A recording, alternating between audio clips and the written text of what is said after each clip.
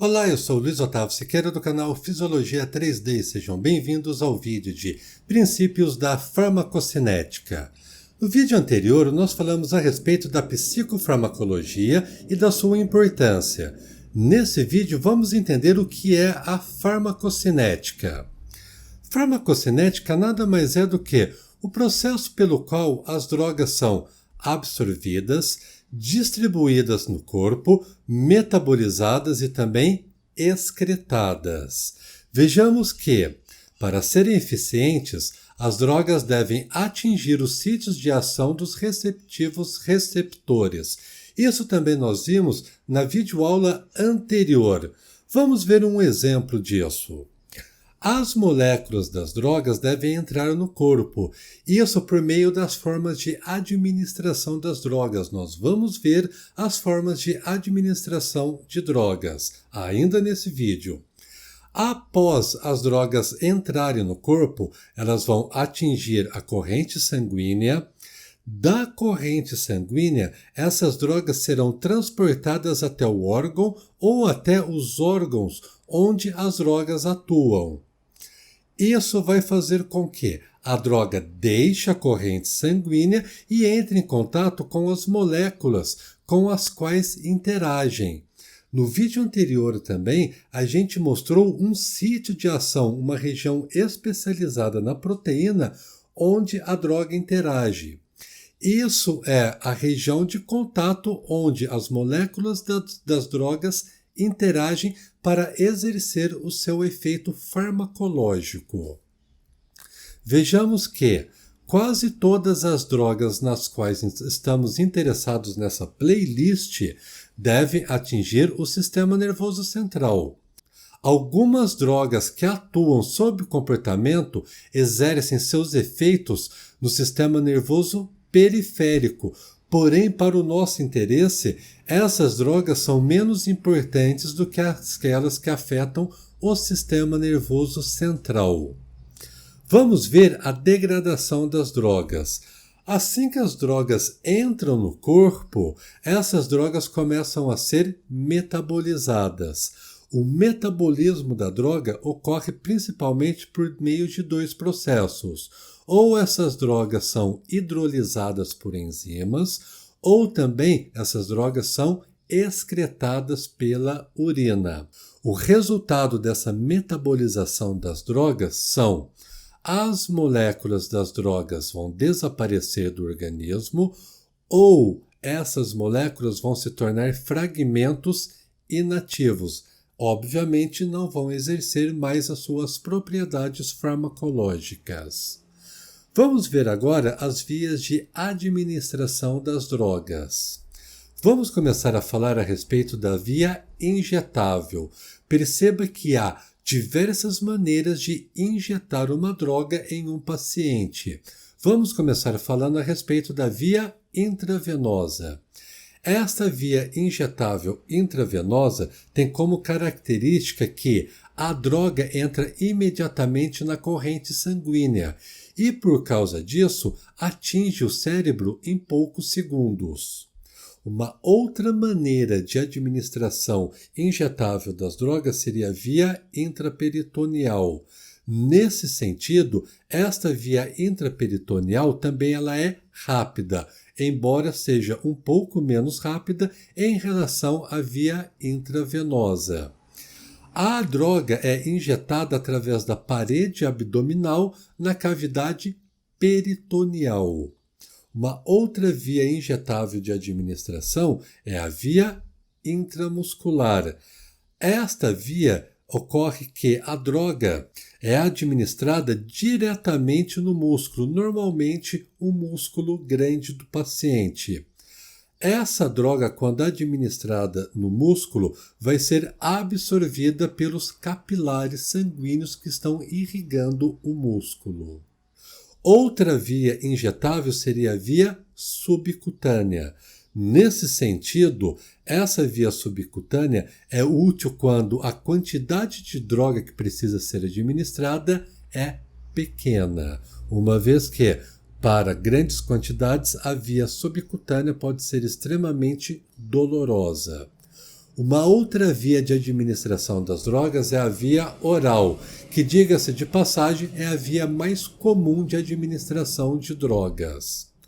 Veja que algumas drogas, embora seja a via mais comum, não podem ser administradas por via oral, uma vez que as enzimas digestivas do estômago vão atacar as drogas e também vão destruí-las. Portanto, as drogas não serão efetivas por administração via oral.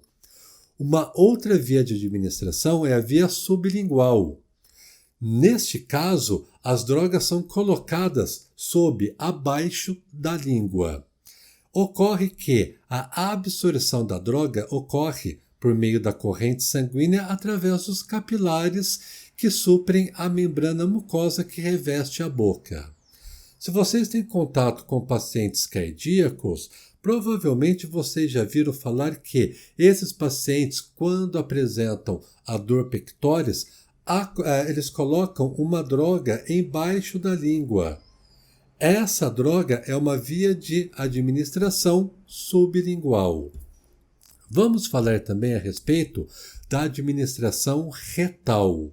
Algumas drogas são administradas na extremidade final do trato digestivo por meio de supositórios. Os supositórios, em geral, são usados para administrar drogas que podem agredir o estômago de um indivíduo. Outra via interessante seria a inalação.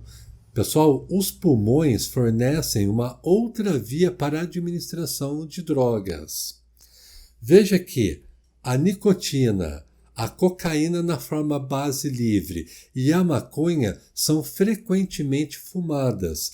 Inclusive, tem uma playlist neste canal que fala a respeito das drogas, a neurofisiologia das drogas. E lá eu discuto as formas de administração de diversos tipos de drogas.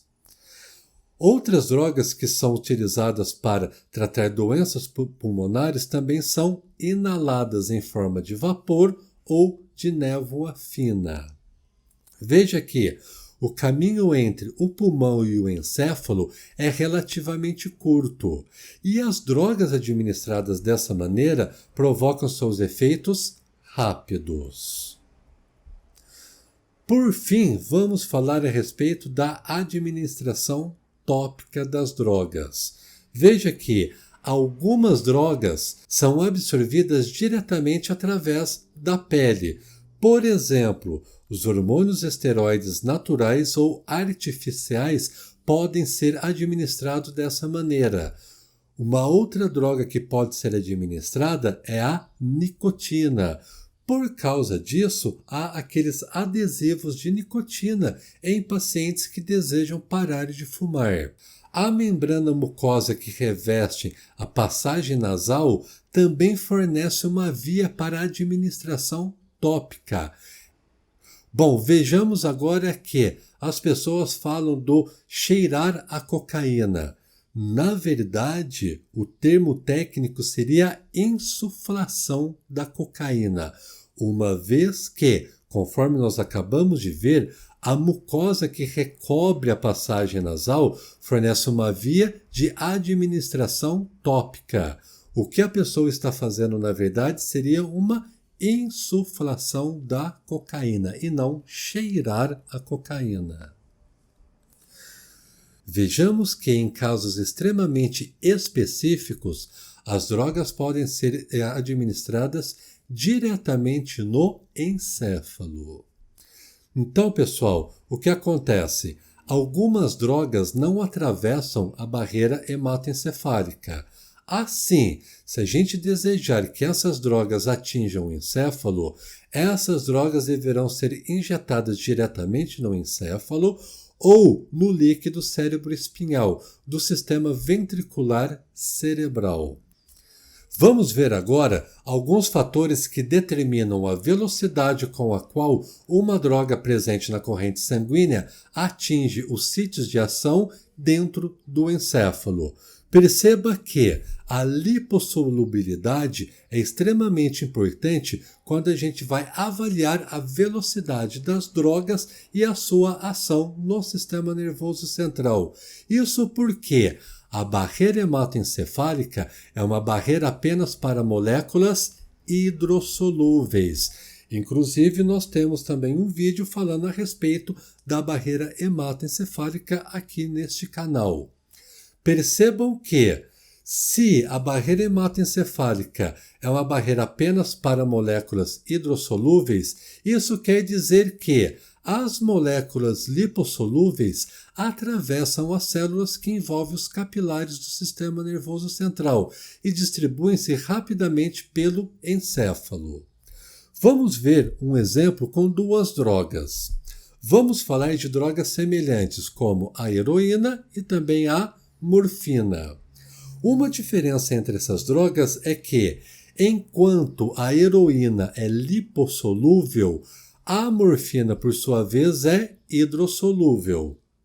Vamos agora comparar a mesma via de administração dessas duas drogas. Vamos supor que vamos injetar essa droga via intravenosa, tanto a heroína quanto também a morfina. Perceba o que vai acontecer, gente. A heroína, por ser lipossolúvel e dessa maneira atravessar com facilidade a barreira hematoencefálica, vai produzir os seus efeitos de uma forma muito rápida, enquanto que a morfina, por ser hidrossolúvel e, portanto, não atravessar a barreira hematoencefálica com facilidade, vai demorar para produzir os efeitos. Isso porque a morfina precisa ser convertida em heroína. E somente a partir desse momento, a droga vai exercer os efeitos no sistema nervoso central. E lembrando por que isso está acontecendo?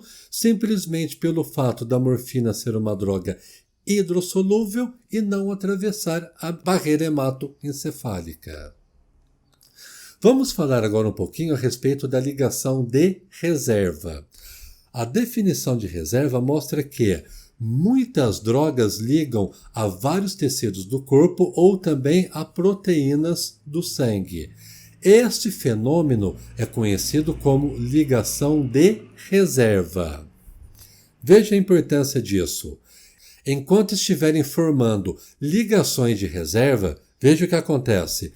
As moléculas das drogas não podem atingir os sítios de ação e exercer os seus efeitos. Vocês provavelmente já devem ter ouvido falar daquele fenômeno de flashback que ocorre principalmente com alguns pacientes que utilizam chá de cogumelo. Alguns pacientes relatam que, vários meses após a administração desse tipo de droga, eles voltam a sentir os efeitos. Por que isso está ocorrendo?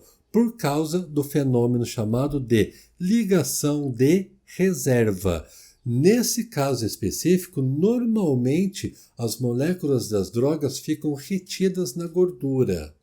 Assim, quando o paciente passa por um período de privação de alimento, pode ocorrer que a gordura seja clivada para fins energéticos e isso libere a droga que estava armazenada na gordura, o que nós chamamos de ligação de reserva. Então, pessoal, de forma geral, a albumina, na verdade, é uma importante proteína no sangue que pode ligar a algumas drogas lipossolúveis. Vejamos que as ligações de reserva podem tanto retardar quanto prolongar os efeitos das drogas. Mas vamos ver agora a relação entre a albumina e o retardamento ou prolongamento da ação das drogas por meio da ligação de reserva. Vamos considerar a administração oral de uma droga lipossolúvel. O que vai acontecer? Essa droga vai ser absorvida e, quando essa droga chegar aos capilares sanguíneos, ocorrerá a ligação dessa droga com a albumina. Isso vai fazer com que, durante muito tempo, a droga não atinja o sistema nervoso central. Isso porque a ligação de reserva pode tanto retardar quanto também prolongar os efeitos das drogas. Agora veja só, ligando a droga à albumina, ocorrerá um retardamento da ação das drogas. Isso, então, pessoal, mostra que, quando não há a possibilidade da droga ligar com mais albumina, ela agora vai começar a exercer os seus efeitos no sistema nervoso central. E veja que interessante, com o passar de algumas horas, a albumina irá liberar gradualmente a droga à medida que a concentração plasmática dessa droga diminui. Isso indica que, com o passar das horas, mais droga será liberada na corrente sanguínea e isso vai fazer com que o efeito da droga seja prolongado. Mas não somente a albumina tem como propriedade ligar as drogas. Vejamos outras fontes de ligação de reserva. Outras fontes podem ser o tecido adiposo, conforme já falei anteriormente, além dos músculos, ossos e também o fígado. Vamos ver agora a respeito da inativação e excreção das drogas. Obviamente, as drogas não permanecem no corpo por tempo indefinido. Muitas drogas são inativadas por enzimas e todas são finalmente excretadas. Quem vai excretar as drogas são os rins. Vejamos os órgãos e tecidos envolvidos na inativação das drogas. O fígado exerce um papel especialmente ativo na degradação enzimática das drogas. O tecido sanguíneo apresenta também enzimas de inativação das drogas. E, inclusive, o encéfalo também apresenta enzimas que podem destruir algumas drogas. Pessoal, a respeito da introdução ao estudo da farmacocinética, era isso que eu gostaria de falar para vocês. Espero que vocês tenham gostado, que tenham compreendido as informações. Se não for inscrito, se inscreva no canal, deixe aquele like e nos vemos no próximo vídeo. Muito obrigado e até mais!